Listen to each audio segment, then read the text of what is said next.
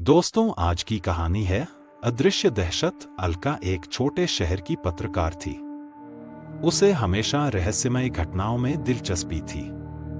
जब उसे सुनने को मिला कि पुराने बस अड्डे के पास के इलाके में अजीबोगरीब घटनाएं हो रही हैं, तो वह तुरंत वहां जाने का निश्चय कर बैठी। रात के समय वह अपने कैमरे के साथ वहां पहुंची। सड़कें सुनसान थीं, हवा जैसे रुकी हुई थी। उसके कदमों की आवाज उसके ही कानों में गूंज रही थी। अचानक उसने देखा कि एक पुरानी टूटी हुई बेंच पर कोई बैठा था, लेकिन उसके हाथों में अखबार था और वह हवा में ही तैर रहा था। अलका के रोंगटे खड़े हो गए। उसने सावधानी से आगे बढ़कर कैमरा उठाया, मगर जैसे ही उसने तस्वीर लेनी चाही, उसके कैमरे का स्क्रीन सफेद हो गया, मानो कुछ भी रिकॉर्ड करने से इनकार कर रहा हो। तभी पीछे से एक हल्की फुसफुसाहट सुनाई दी, एक जानी पहचानी आवाज, मगर किसी को देख पाना असंभव था।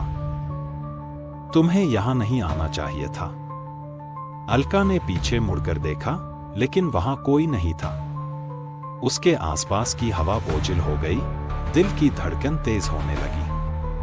वह दौड़कर अपनी गाड़ी तक पहुंची, लेकिन जैसे ही उसने दरवाजा खोला, पिछली सीट पर वही अखबार रखा था और उसमें आज की तारीख पर उसकी तस्वीर छपी थी। सबसे डरावनी बात यह थी कि अखबार में उसकी खुद की मौत की खबर थी। अलका की आंखें फटी रह गईं।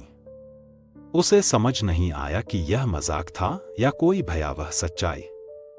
उसने जल्दी से अखबार को फेंक दिया और इंजन चालू करने की कोशिश की, लेकिन गाड़ी स्टार्ट नहीं हुई। अचानक हवा में वही हल्की फुसफुसाहट गूंज उठी, अब बहुत देर हो चुकी है।